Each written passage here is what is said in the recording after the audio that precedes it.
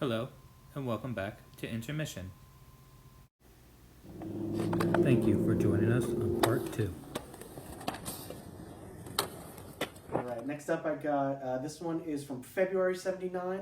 So again, you kind of see on the cover here, you got rails on the board, you got more of like a vertical bowl kind of thing going, and that's where skateboarding really was at the time. It was still surf inspired, but people were really pushing the boundaries of what you could do with vertical skateboarding. This is the time where inverts are starting to come out, people are doing bigger airs. It's super cool.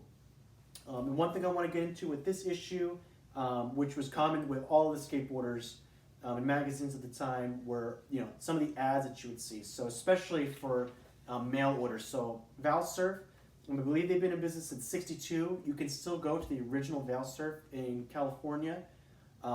It's super cool. But these ads are where you saw all there. There was no websites, there wasn't Instagram or any of that stuff. So this is where you would see all of your skate equipment, and kids would be drooling over their dream setups, putting together different wheels, circling them for mom and dad for Christmas and all that stuff.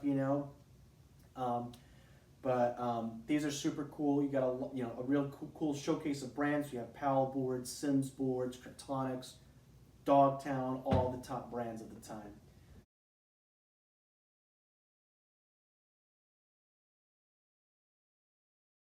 Another thing that you would see in pretty much all of the skateboarder mags was the Mellow Cat section. It was drawn and written by Ted Richards, and they were skate comics. But he had this real zany, '70s comic style.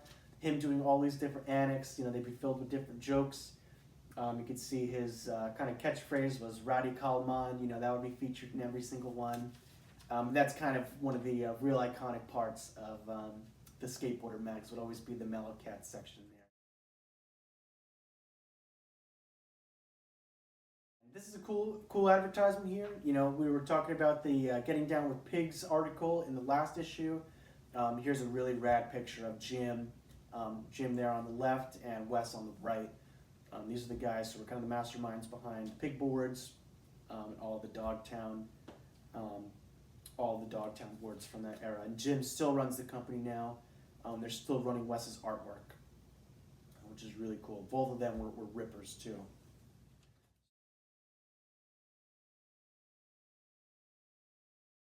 Yeah, this is a pretty cool issue. Again, from one of my favorite years, 1979. It's a really rad issue.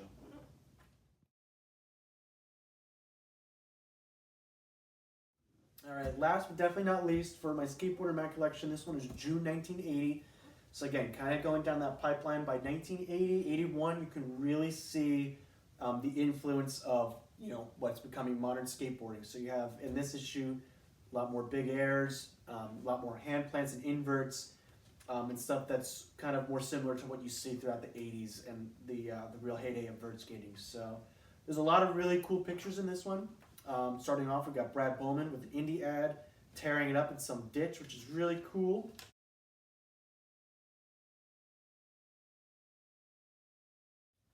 Kind of tearing through this. Some really rad pictures. So here's a whole interview with Eddie Elguera, El Gato.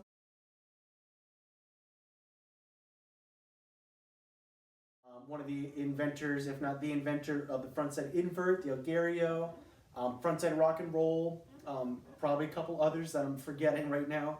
The frontside invert is debated with whether it was him or Steve Schneer, but I think Eddie generally gets more credit for it. This is a really iconic photo of him. I believe it's at Whittier.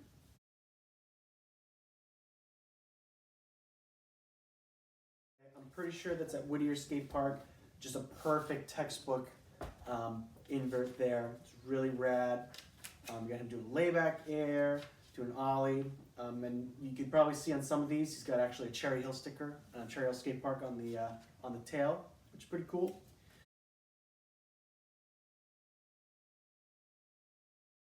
This one's pretty cool. This is an article on some street skating written by Steve Rocco. We got a picture of Salba on there, as well as a couple others. I know we got one. There's one of Dwayne, one of the most iconic photos of skateboarding history. It's really cool.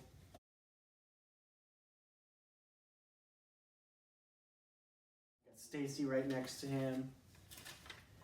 There's another one of Salva. And then we get into the focus section. So on the page right here, this is, I believe, is Christian Hossoy's very first published skate photo in a magazine. He looks like an absolute baby there. He's, let's see, I think he's skating a Goaling board in there. I can't really tell. Or maybe it's a Z-Flex. Yeah, because it's got the Z-Flex lapper on there.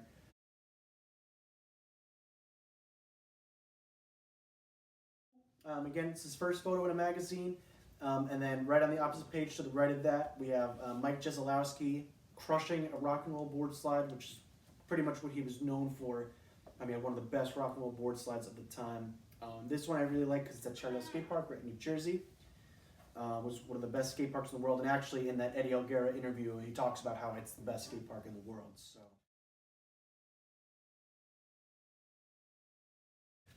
Jeselowski was on the first, the original Bones Brigade, along with on this page here, Alan Gelfand. Looks like he's just rolling in on a purple Ray Bones board there, but as you all know, Alan Ollie Gelfand invented the Ollie.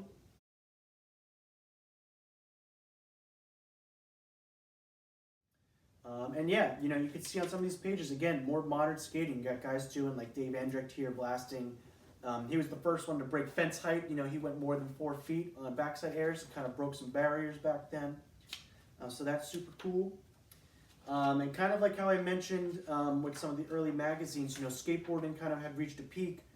And like I said, with the Thrashers, you know, right around 80, 81, I believe it was because of insurance reforms, but a lot of skate parks at the time pretty much all started closing down, and the whole skate fad kind of was really dying down. Skateboarding got really small.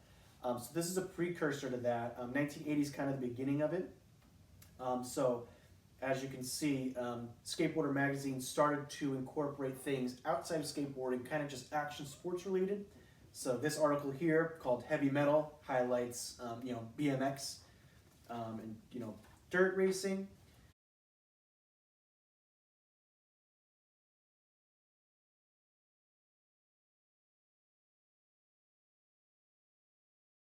We also have further down, we have a whole section on windsurfing.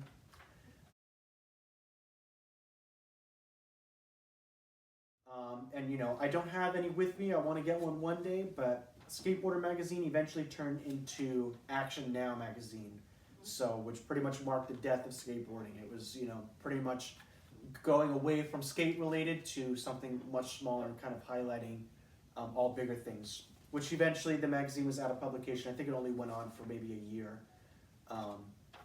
before it just shut down, and then there was really no mainstream skate magazine until Thrasher.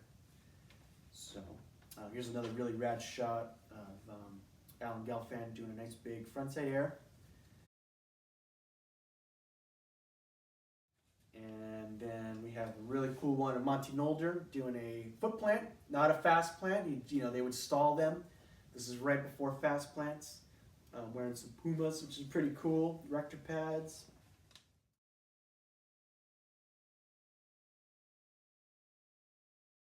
But yeah, this is a pretty cool issue. It's one of my favorites just because it's got a lot of really cool photos. There's Andrecht on the back cover.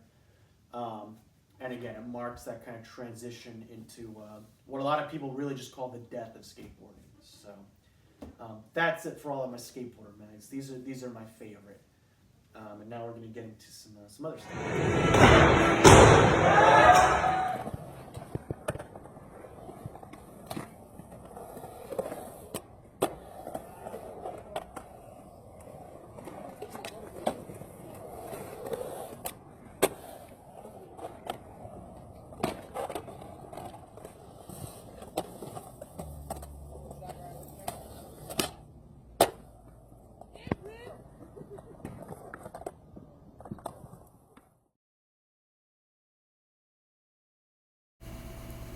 Join us for another episode soon.